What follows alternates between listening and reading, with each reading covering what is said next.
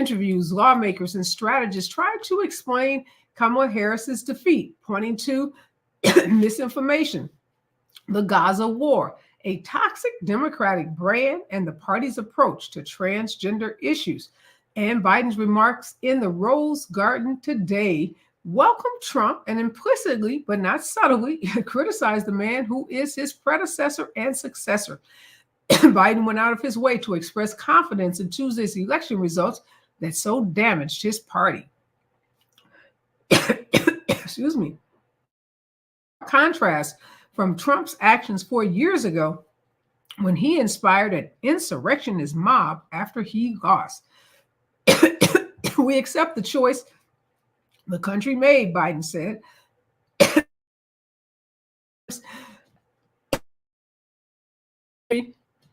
Only when you win. You can't love your neighbor only when you agree.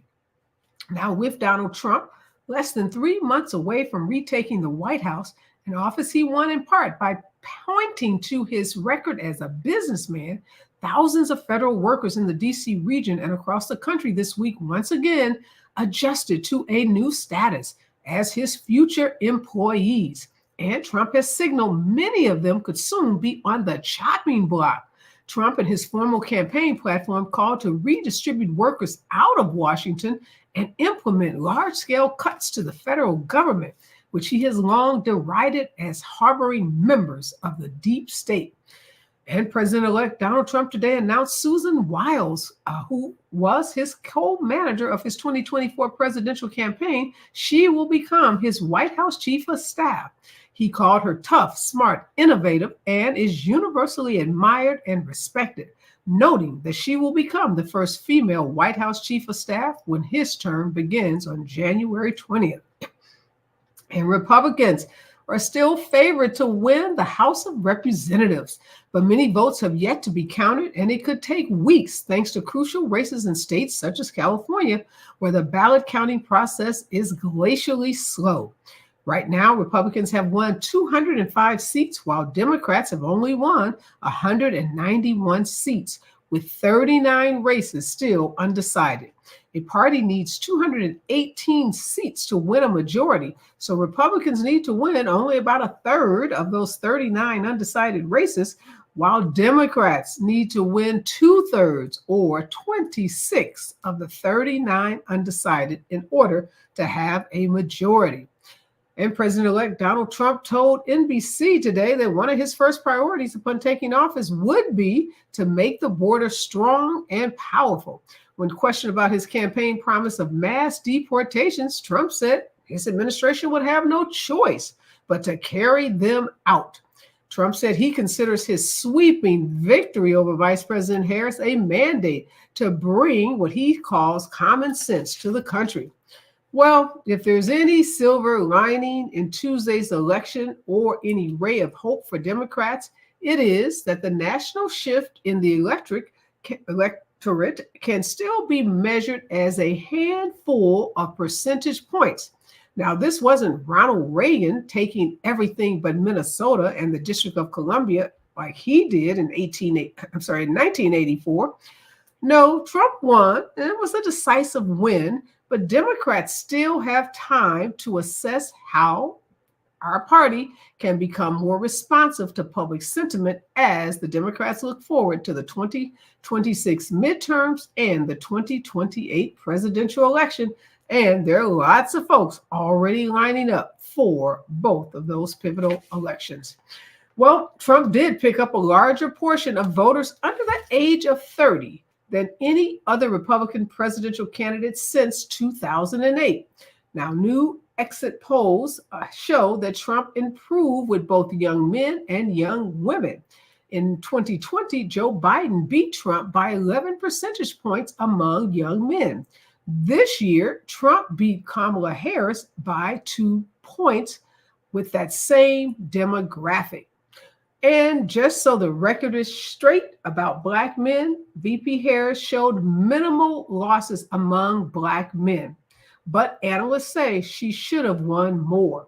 The national exit poll shows that 78% of Black men selected Harris. Now, that's down from 2 points from the last election when Black men voted at 80% for Joe Biden.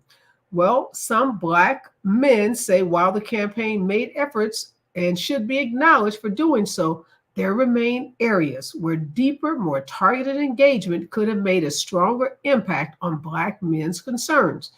These Black men say there were missed opportunities to create a deeper dialogue and tangible policy commitments that spoke directly to Black men and their lived experiences.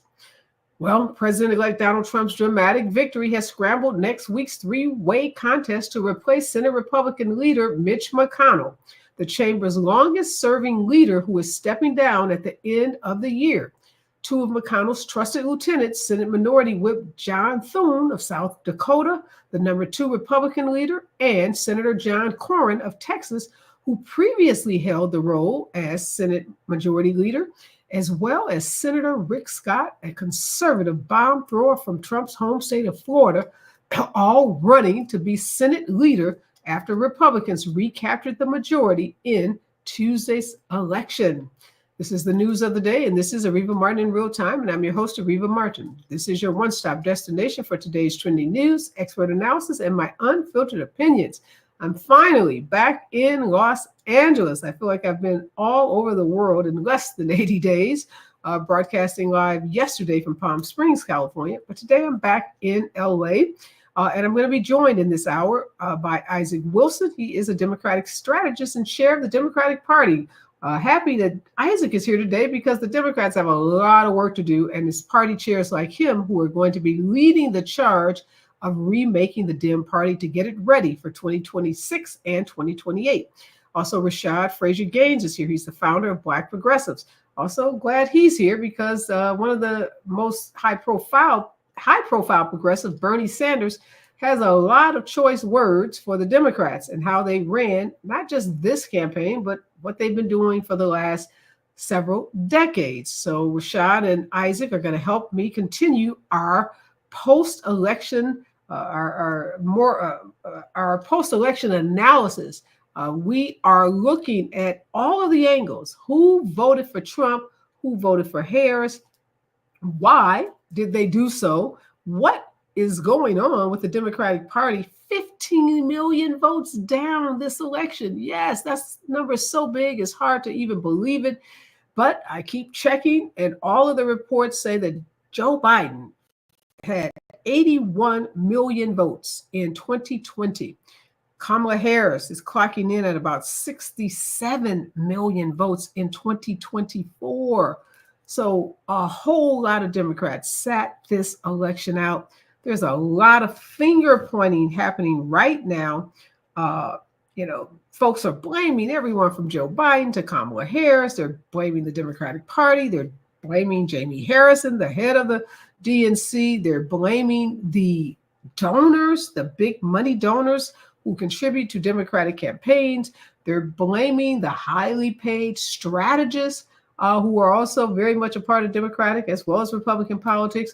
They're blaming the media. You name it, they are being blamed for this bruising loss. So I'm going to get Isaac and Rashad to weigh in an hour or two. We're going to keep going with our postmortem on this election. We're going to be talking to Bobby Grace. He's a veteran prosecutor. His boss is one of the folks that got ousted on Tuesday. LA District Attorney Gascon was ousted pretty badly by Nathan Hochman. Nathan beat George Gascon almost by 2-1, if not more. We'll talk about what that means for progressive district attorneys and prosecutors around this nation. Also, Henry Fernandez is going to join us. He is the CEO of African American Research Collaborative, and he has a new report hot off the press that analyzes in great detail what happened to Black voters in this election, because we know Black voter turnout was down in many of the key battleground states. And Henry is here to help us understand what happened. We've got to keep analyzing this election. And the reason is we have 2 more coming up pretty quickly. In 2026, there will be midterm elections.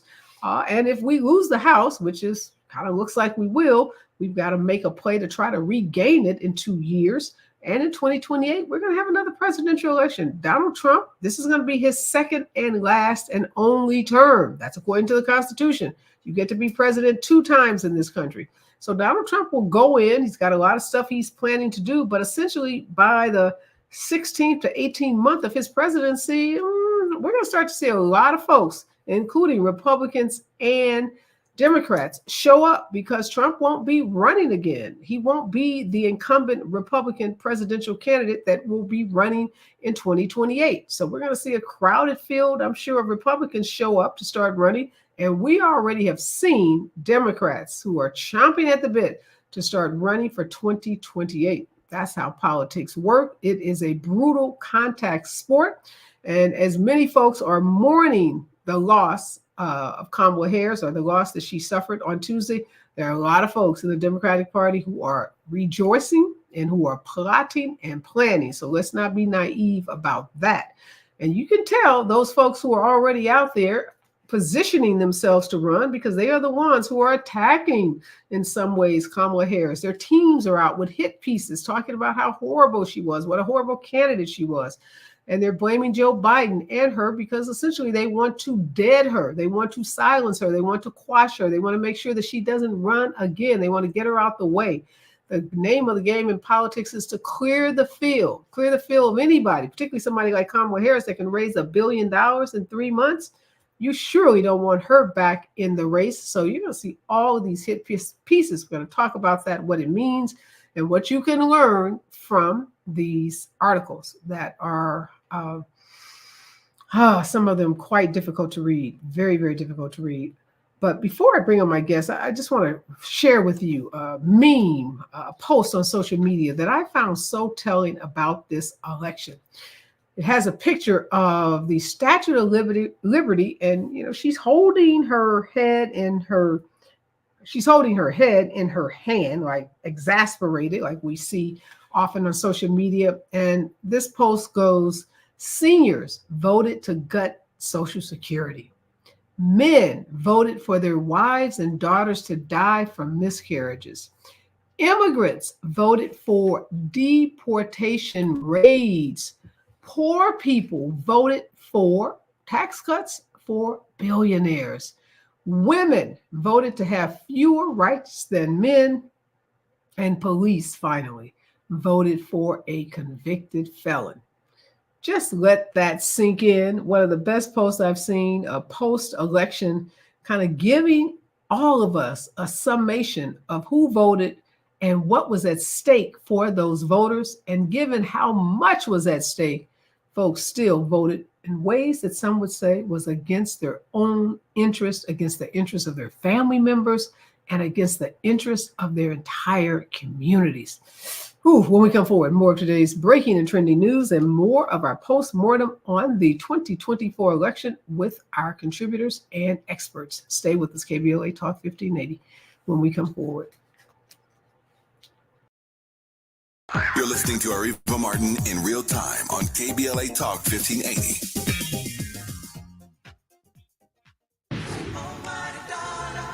Are you an entrepreneur looking to take your business to new heights? KBLA Talk 1580 is your partner in success. Every day, we celebrate and elevate Black-owned businesses across our community. Our KBLA SMB Marketplace currently features The Cookie Dip, Badass Bakes, Hair Concoction, Higher Education Accreditation Consulting, LACC Radiology Technology Department, and Malik Books. Your business deserves to be heard. Let KBLA Talk 1580 amplify your voice and connect you with our powerful community of listeners. Email smb@kbla1580.com today. That's smb@kbla1580.com. At KBLA Talk 1580, we've got your black.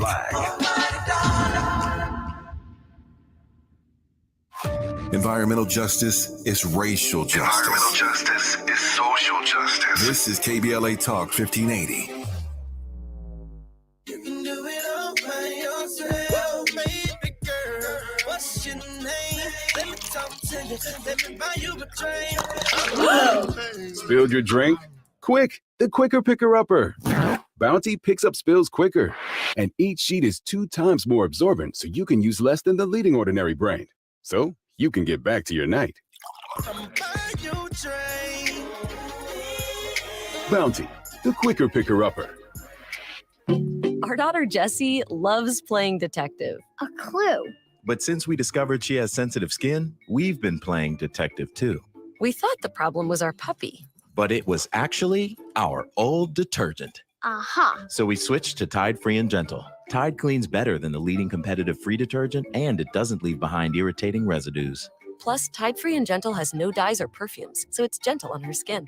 Case closed. If it's got to be clean, it's got to be Tide Free and Gentle. KBLA Talk 1580. KBLA Talk 1580 reminds you that we keep us safe. The Live Your Life organization mentors young women, helping them break negative mindsets and see beyond their surroundings. Through career exposure and hands-on training, they're encouraged to think big, stay focused, and make positive choices. Founded by Nikisha Mama Boo Smith, who transformed her life to become a community leader. Live Your Life is changing lives, but they need your help. They're raising funds to keep their new building open and expand their program. Your donations will support food, clothes, hygiene products, and holiday giveaways. Visit liveyourlife32.com. That's LIVEYOLIFE32.com to help today. This is a community call to action from KBLA Talk 1580.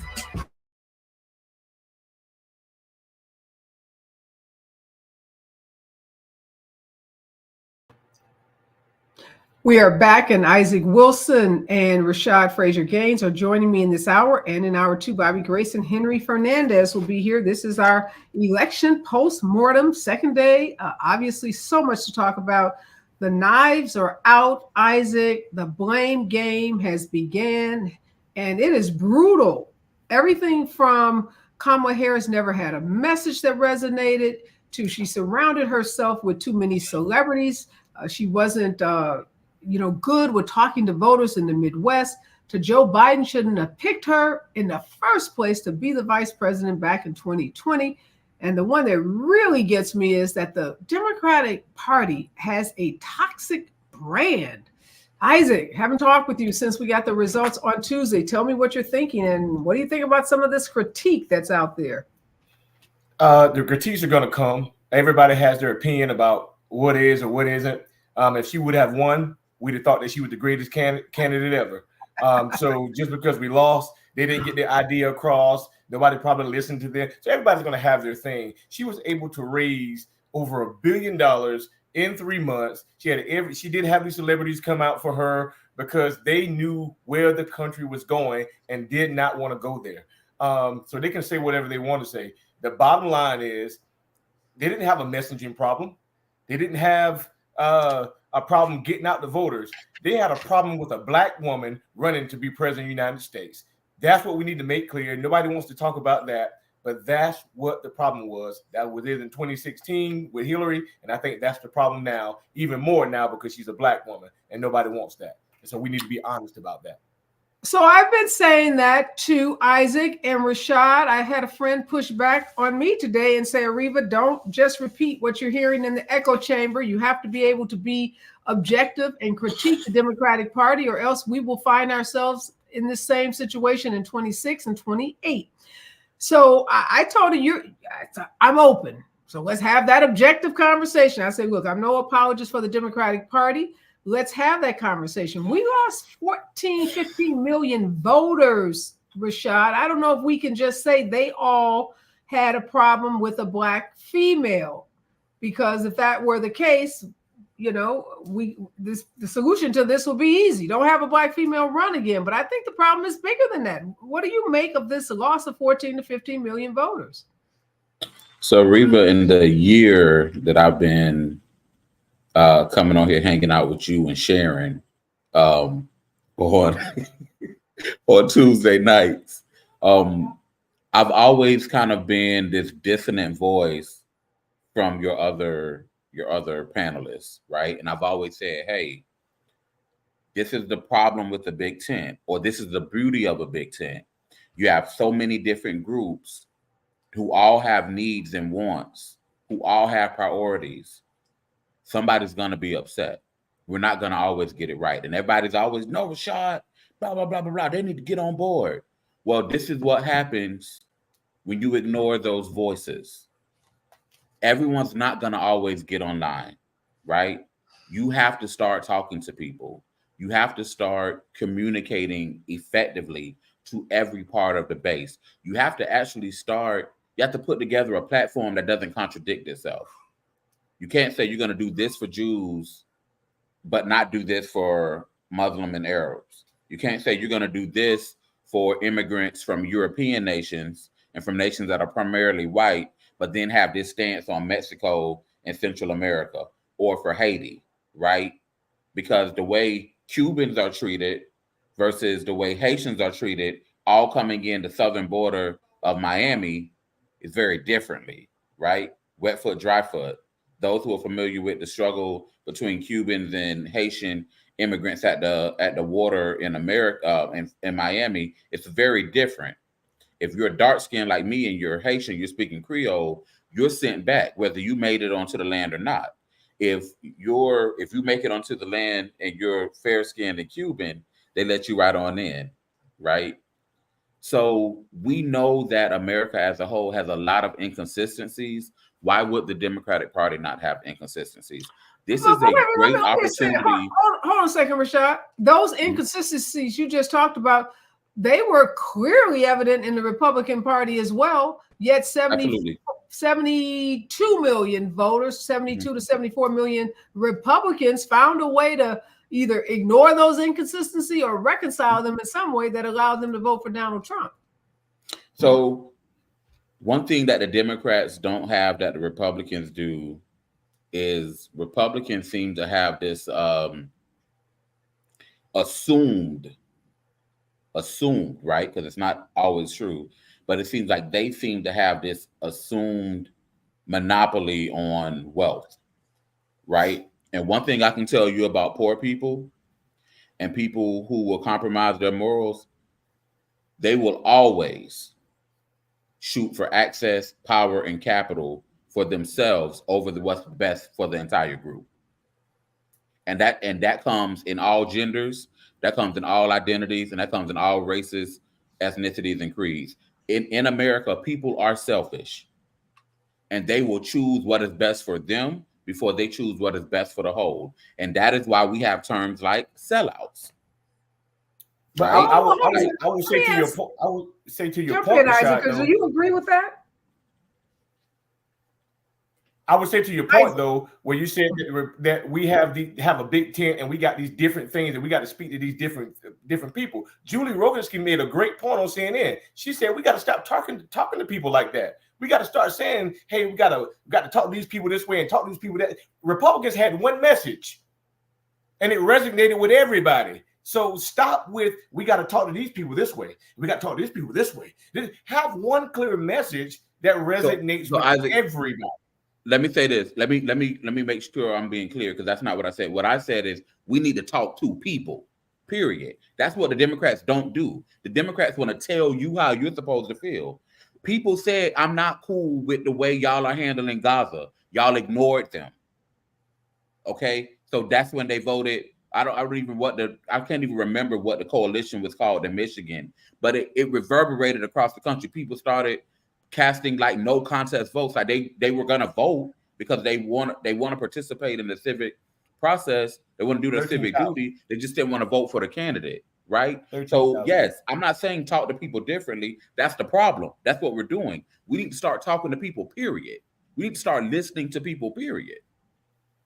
Well, don't you? Well, okay. Yes, listening to people is very key. I think the point that Isaac is making is that Republicans aren't doing much of that listening or much of that, responding to the concerns of their constituents. They don't have to. They have the power. Everybody wants to go to the cool kids table. For some reason, these people really believe in trickle-down economics. It didn't work in the 80s, didn't work in the 90s. It's not working 30, 40, 50 years later, right? But they really do believe that some kind of way the crumbs from rich, straight white men's tables are going to just rain down on them and they're going to one day be the next Donald Trump. It's not happening.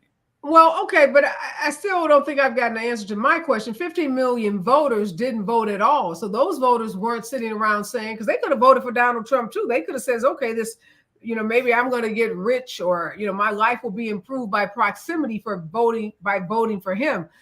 So that didn't happen. These folks just said, I'm not voting for anyone, or they definitely didn't vote for the president. So we don't know if they went to the polls yet and just decided to vote down ballot. But I don't think we can underestimate, as Isaac said, the issue of race. And we only need to look at North Carolina for a great example of that. North Carolina had Mark Robinson, this very flawed African-American man running for governor. They also had this very flawed man called Donald Trump running for president.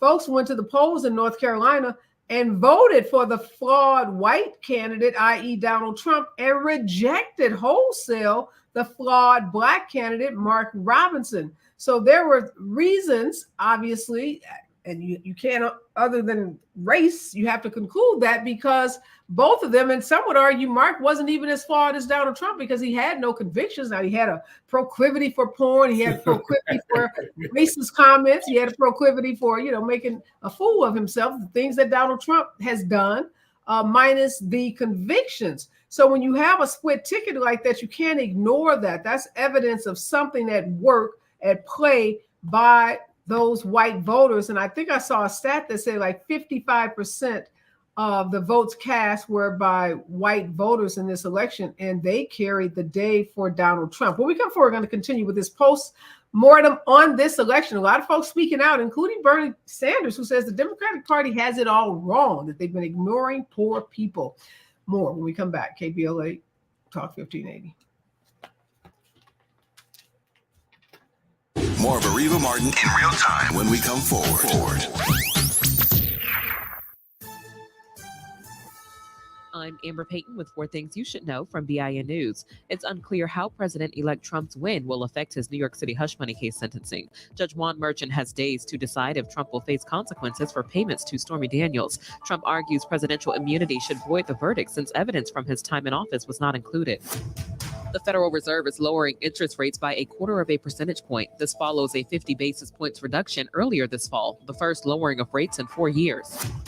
Authorities are investigating racist text messages sent to Black Americans nationwide. The messages signed a Trump supporter contain offensive language about picking cotton. Ohio State University reports that many of its Black students have received the message, and the Columbus NAACP is calling it a hate crime. And Gayle King is responding to Megan Thee Stallion's admission about lying regarding her intimate relationship with Tory Lanez, saying there's no controversy and she's cheering her on.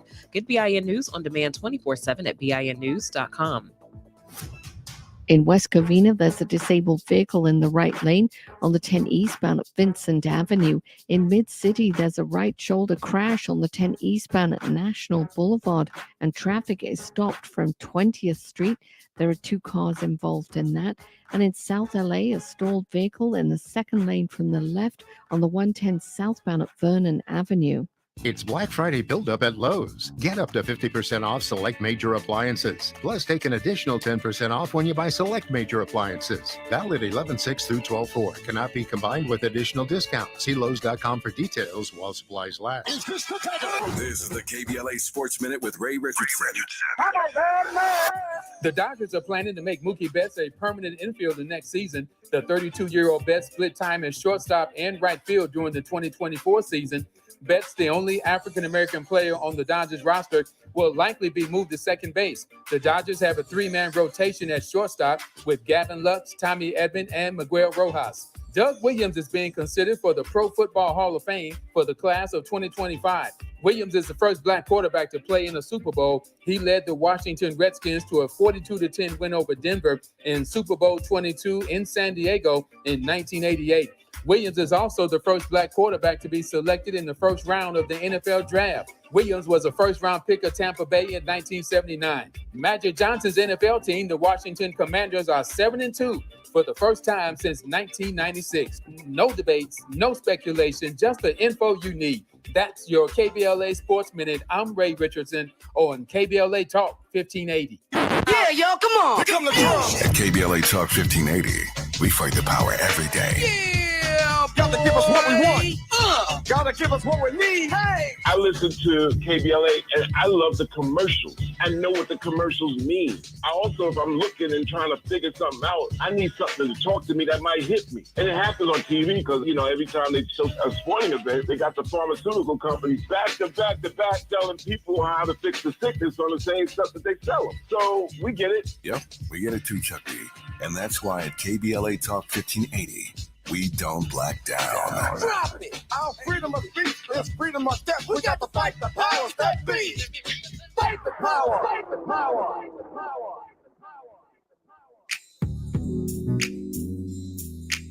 Tips to help improve basic steps for building a budget in 2024. Building a budget can help you achieve and reach your financial goals. With a budget, you can keep track of your spending, avoid and get out of debt, limit overspending, pay bills on time, and build solid savings habits. What's the best way to get started? Figure out how much to set aside for expenses like rent, mortgage, bills, groceries, and entertainment. Understanding your past financial habits can help you make the proper adjustments for your budget. Adjusting to a budget can take time as you work to find the right balance, but keep working on it. For more financial health tips, visit chase.com or stop by a local branch. This segment is sponsored by JP Morgan Chase & Company.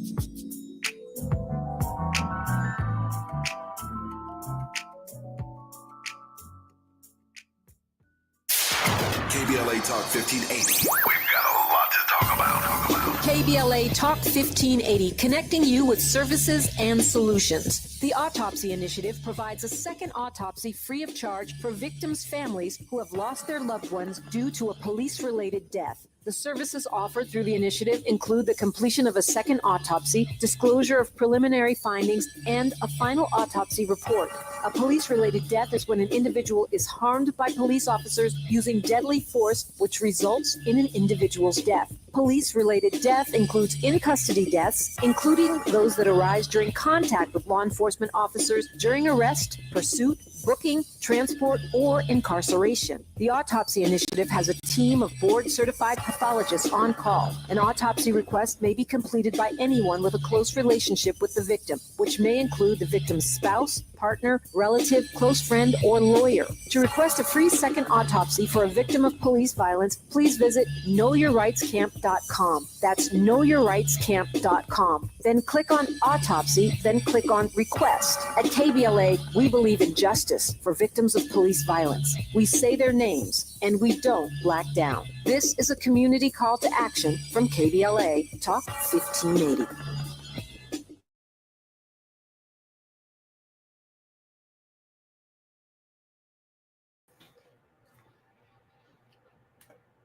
We are back, and Isaac Wilson, a Democratic strategist and chair of the Democratic Party of Florence County, South Carolina, is joining us. So is Rashad Frazier Gaines. He's the founder, Black Progressives. And in hour two, we're going to be talking to Henry Fernandez. He's the CEO, African American Research Collaborative. He's out with a brand new report on how Black voters performed in this election. And like many others, he's making it clear that Black men are not the reason that this election was lost, that Black men voted for Kamala Harris, a Democratic candidate, at about 78%, which is only about 2% less than how they voted in 2020 for Joe Biden.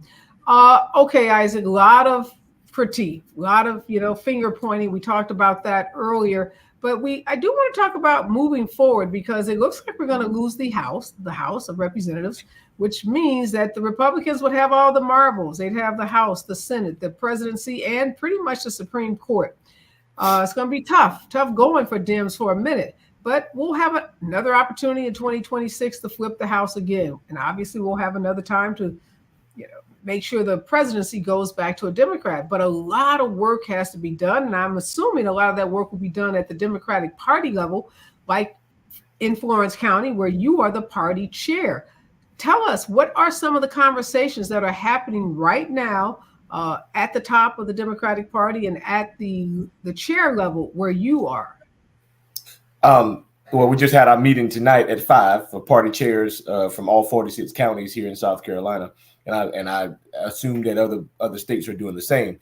But the talk is just, hey, get some rest, bring your ideas to the table, and let's call some of these other states. Let's call over to Georgia. Let's get some people in here to help us how they turned their state blue before.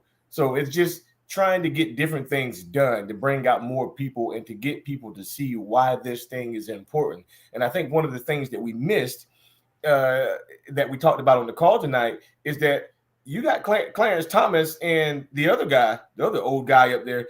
They're going to probably tell them to retire. Get out of there and let us get 2 more picks on the Supreme Court. And Donald Trump would have literally the most picks in the history of probably any president to pick for the Supreme Court. So those are things that we have to make sure that we're getting out to people, that we kind of missed the ball on not telling people. But the groundwork has already been laying. We're going to start as early as December trying to get things done. Gavin Newsom is calling his legislature back to say, hey, we've got to go to work. So I think people are just huddling, trying to get those ideas and get things done. And at the top, Jamie's not going to throw his hat in the ring to run anymore. So we'll be changing leadership there or whatnot. That was on the call tonight. That has been made official. So it's a lot going on at one time that we have to figure out and put the pieces together. Let me tell you this. Sonia Sotomayor is ill. So not only is there Alito, that's the other old guy, and Clarence Thomas, they probably go out to make money on a book tour, right? Replace the 2 of them with young conservatives. But Sonia Sotomayor may not be up for the job because of her illness. There were some, Rashad, folks going around saying, force this lady to resign today so that Joe Biden could try to replace her. Now, obviously, a lot of folks don't understand how difficult it is to get a Supreme Court justice appointed, but that's the rumor. So not only may he get Trump, that is, to replace the 2 conservatives, but there may be a liberal. We already have a 6-3 court. We could end up with a 7-2 court, Rashad. Now, Isaac said we didn't get that word out on that. I know me as a civil rights lawyer, I was on a 7-state tour. I was talking about that everywhere I went. I don't know. It's just so many messages. There's so many things we had to warn people about as it related to Donald Trump that it just became overwhelming, I think, for voters. So my heart goes out to Justice Sotomayor. When I first moved to DC, I lived in Crystal City, Virginia, and I used to catch her in Costco all the time. And she's a really sweet lady. I'll say this. Everything that you're saying is correct. Everything that Isaac is saying is correct. But this is my problem with the Dems. We talk about all of this stuff after the fact, right? This is every cycle. Oh, well, this and this and this and that. You should have been talking about that a year ago. We did not know this a year ago, right? So we're always behind. Like, we're the reactionary party. We're not the proactive party. We need to start becoming proactive. What I'm looking forward to seeing is the shake with this DNC leadership change, is the shake up with the leadership of the different committees. Who's going to lead the DS, the Democratic Senate, Senatorial Campaigning Committee? Who's going to lead the DCCC, the Congressional Campaign Committee? Who's going to lead the LCC, the state level legislative, state Senate, state House committees? Who's going to lead the DGA? Who's going to be leading the Democratic Secretaries of State? Like, and are these people going to do their jobs well? Like, are they going to be ceremonial, or are they going to like hit the ground? Are they going to raise money? Are they going to be strategists? Are we going to go back to are we going to be training folks? Are we teaching people how to run for office? Are we actually investing in candidates? Are we doing candidate recruitment and candidate training and cultivation in the off cycle? Like, are we going to utilize Kentucky, Louisiana, and Virginia in these odd year elections as training ground to train folks on how to run for office and how to run campaigns? Like, what are we doing when it comes to just getting back to the fundamentals? Like, people don't know how to organize anymore. We have all of these great tech tools, and I'm so glad that we have them, but they're supposed to be tools that we use to our advantage. They're not supposed to be tools that replace the fact that you got to start talking to people. You know, Rashad, I agree with you wholeheartedly. One of the things I heard a lot, Isaac, on the doors, I was in the battleground station hitting those doors. The Black community, the poor Black communities that I knocked doors in, the thing I heard over and over again, and I heard this from my friends in Ohio as to why Sherrod Brown possibly lost that senatorial race. Where are the people when it's not an election? And I kept hearing that, you know, and here I am in a state that I don't live in, trying to make excuses, trying to, you know, say the best that I could say. And I run a nonprofit here in LA, and I came back and I told my team, I said, you know, guys, sometimes folks ask us why we do all the community events that we do and give away so much stuff for free. I said, I am more resolved, more committed to that than ever before after this experience I had on this 7-state tour. It is nothing like going to somebody to ask them to stand with you in solidarity, to go to a courthouse or to a, you know, city council meeting or a state meeting when you've been in that community and you've given them something, a backpack, a turkey, a gift card for $25, something. And I just couldn't understand why I kept hearing so many folks in Black communities saying they never saw their elected officials. And I hope that I'm going to pass this on to your party in Florence County. Please tell the Dem party, get out into these communities today, December. Throw a Christmas party. Thank people that did vote. A lot of 66 million people voted. They need to be thanked. I know a lot of folks say, well, why we got to thank people to do their civic duty? I don't know.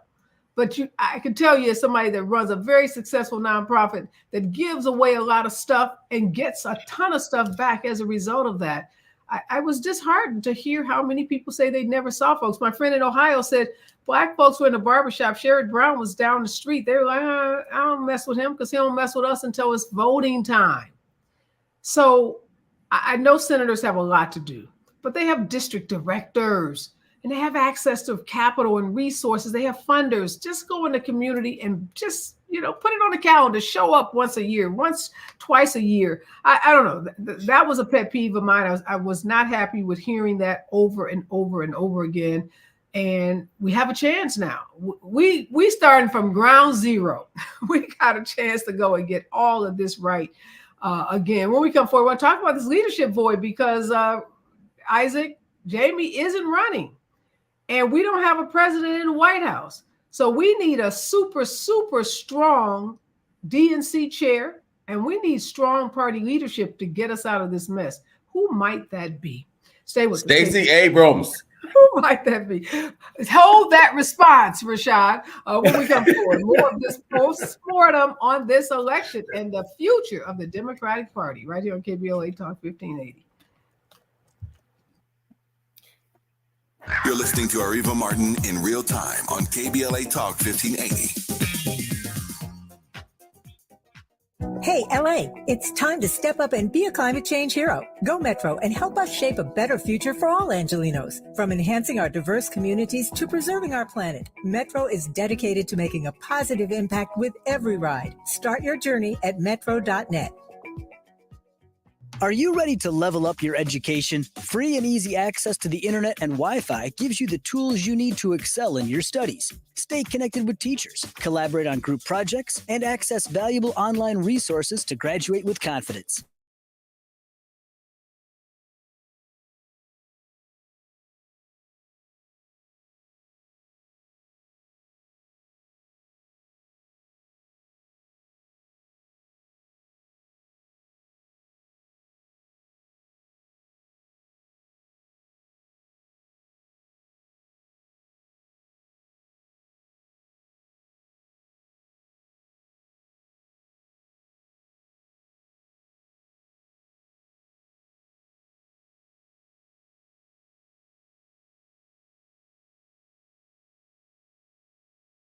2.2%. Must finance with GM Financial. Some customers may not qualify. Not available with lease and some other offers. Take me to delivery by 12/2/24.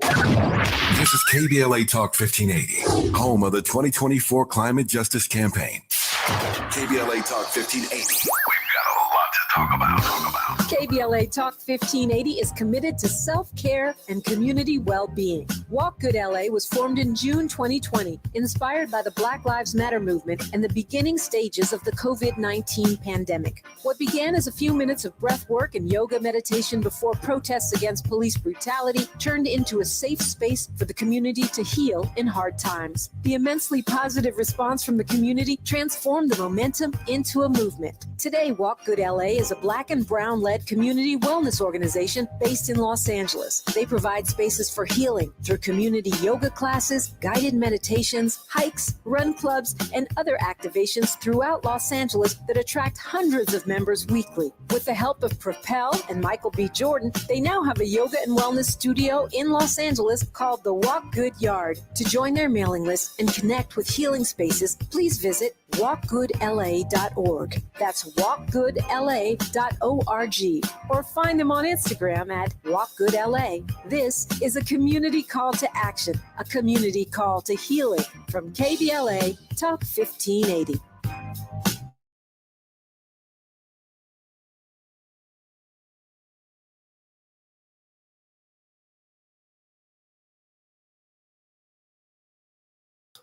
All right, this is the post-mortem on this bruising loss for the Democrats. A lot of folks still mourning. My text messages, my chat groups, people are hurting, Rashad. They're hurting, Isaac.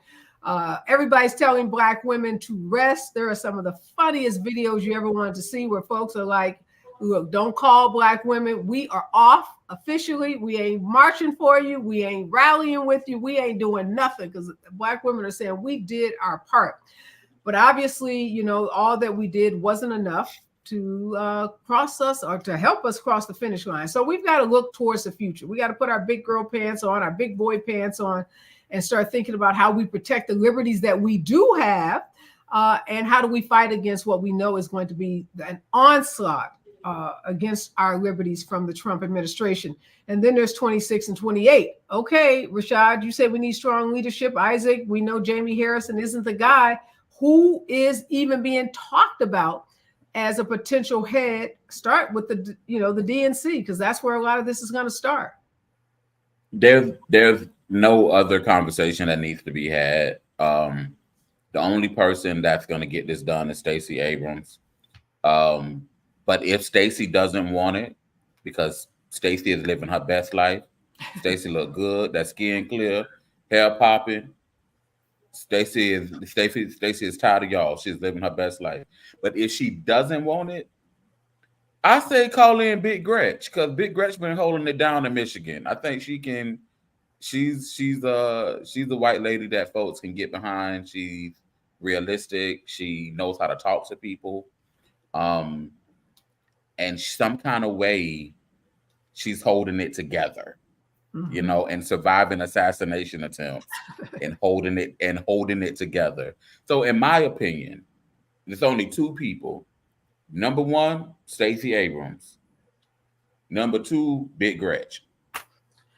Great suggestions. I think we have a deep bench. Isaac, what are you hearing, and what do you think about who these two are the potential short list of leaders for the DNC? Stacey's definitely on that list. Keisha Lance Bottoms is on that list. Cedric Richmond is on that list. And there is a floater out there of even putting Roy there, but I don't think Roy gets up the ladder that far. But you mean Roy Cooper, governor of North Carolina? Yeah, Roy. Absolutely not. Yes, I don't think he gets up the ladder, but yeah, so he's on there. But you have to have the ability. Governor Roy Cooper has done nothing but failed Black women. Both of his lieutenant governor running mates were Black women, and Sherry Beasley ran for United States Senate, who was a state Supreme Court justice at the time, and he did absolutely nothing. He failed 3 Black women on 3 major ballots. Absolutely not. Well, I think you're right, Rashad. Stacey Abrams probably, first of all, let's establish this. It's going to be a thankless job. it is going to be a Herculean task to pick up from this kind of bruising loss, not just of the presidency, but the Senate and possibly the House, and to turn this around, a party that is so fractured. We're going to talk about Bernie Sanders, who's just, shooting arrows at the party. We can talk about all these other folks who are shooting arrows, and these folks who want to be president. They're not going to be trying to hear from the DNC because they got their own thoughts about it. We don't know what Kamala Harris is going to do. Just because she lost this time doesn't mean that she may not have considerations for running again. So it's a lot of factions and fractures in our party. So I don't know about Stacey Abrams. Like you said, she seems to be doing well. Keisha Lance Bottom too. Keisha seemingly not very interested in this kind of position as well, based on what we've seen. Cedric Richmond, I don't know. I don't know if folks are that high on Cedric. He may be accused of being a part of the folks that lost this election. That's the problem, Isaac. Anybody that was too close in on this may have the taint of you lost. So why are you coming to run something? Well, you have to have the ability to raise money and talk to people as well. So there's two sides of this thing. Yeah, that person may be likable, not likable, but they can raise money. So at some fashion, these people will be a part or be at the table. And Keisha Lance Bottoms comes from Atlanta, Georgia, as a mayor. She knows how to galvanize people to vote and get out, and she knows how to raise money. Bring her to the top. She spent 4 years in D.C. at the White House. So don't know who will get it. It might be nobody that we even mentioning or who they're even putting out there. Maybe somebody totally, completely different that we're leaving out. It will be, and they won't be good because they won't be Stacey. If it ain't Stacey, it ain't good. Period. Well, Rashad, we can't just put the whole party on the back of Stacey Abrams. Come on, Stacey. And let me tell you something. And Stacey, like Missy, she gonna flip that thing and reverse it. I have every confidence. And I hope that if Stacey doesn't take it, she will at least consult and advise and help Democrats figure out how to go into these states and get those. We got to get 15 million people, folks. That number is so troubling to me. Joe Biden did it in 81. So in 2020, 81 million folks. So we know it can be done. But it is going to be a big task because folks are unhappy. Folks are not happy with the Dems. And, we've already talked about this big tip. Bernie Sanders, he says that we lost this election because we focused on the billionaire class. We let those billionaire donors push us around, and we did not center poor people. What do you say to that, Rashad? And I'll give you the last word on that, Isaac. Listen, I think Senator Sanders is oftentimes the voice crying out in the wilderness that is often ignored. And he's not the only one. We have a lot of people in this party who are sensible, who are people-centered and people-focused. Our country is made of people. Why are we ignoring people? Like, I'm going to keep coming back to, we have to get back to talking to people. I think Senator Sanders' problem is he doesn't play nice. He doesn't play. He's not always a friendly person to have on the team. He's a little grumpy. But the reality is we need to eat the meat, spit out the bone. We need to get back to people-centered, people-focused, people-driven campaigns. So, Isaac, what do you think about what Senator Sanders said? They've been slamming him, saying, wait a minute, you were supporting Biden's economic plan. Now you're saying that plan stinks. Consistent with the inconsistencies, Rashad, in the party. But did they want him to not vote for it? Like, if Bernie didn't vote with the Dems, they wouldn't have got the stuff passed. So it's like, what y'all want to do now? I see what he can say. I see what he's saying. Let's go ahead and get this 7 before we get a 0, and we'll shoot for a 10 later, or whatnot. And come back to the table and draw up a better plan. So he had to vote for it to get what they could get out of the plan. It wasn't the best plan. It was a good plan. And so a lot of things are wrong with it. But I do want to go back to what you said about people coming out not in election season. I just had that conversation today on the call. I was telling even my own friend that he needs to get out. He was unopposed on the ballot. I said that you need to go and have a barbershop tour. You need to have a cookout on each side of town because you're at-large person. Even if you're unopposed, he refused to do so. And we saw us lose a 21-year veteran senator who was the chair of the finance committee. He lost his race by 263 votes. The chair of the education committee. That is Senator Gerald Malloy, South Carolina State Senate. South Carolina State Senate. Kelvin Johnson, chair of the Education Committee in the Senate. In the Senate of South Carolina, lost his race. The man wouldn't give a barbecue? He worried about money. What black folks y'all got in South Carolina? I have no idea. I told him to go 4 times a year. Out of 365, go in the spring, go in the summer, go in the fall, go in the winter. That's all you got to do. One day, one Saturday, 10 to 2, and you can have the rest of your Saturday. Some hot dogs and a bun. Get a jumper out there, DJ Bam. Because what people will remember is when they say what he done for me, what he fed me and my family. Yeah, he gave us a turkey. Gave us a turkey. Gave us a bought my kids shoes for school every year. Okay, well they didn't deserve to. I mean, come on. Anybody that is that tone deaf, I'll put it like that. And I don't know these men from Adam or Eve, but we can't be tone deaf going forward. So anybody that is in public office that think that the people won't throw you out, we got evidence, right? We got the receipts that people are not playing. And it may work for white folks not to show up or ride around in, gold-plated planes, but a lot of that old-fashioned retail politics is what black voters want. I heard it with my very ears. They want to see you. They want to feel like you care about them. They don't want a gazillion text messages. They don't want a gazillion highly slick paid ads from, these consultants. They want to be heard. They want to be touched. They want to be engaged. So if we don't learn anything else from this bruising loss, I hope we take that away from this. Kamala Harris, 107 days. I don't see any fault with Kamala Harris. I'm riding with her till the wheels fall off. But the party has to make some fundamental changes. So we're going to be back here in 2026. We're going to be back here in 2028. And Republicans just appointed a female for chief of staff. So all the claims against them that they don't have diversity, blah, blah, blah. Donald Trump is checking some boxes.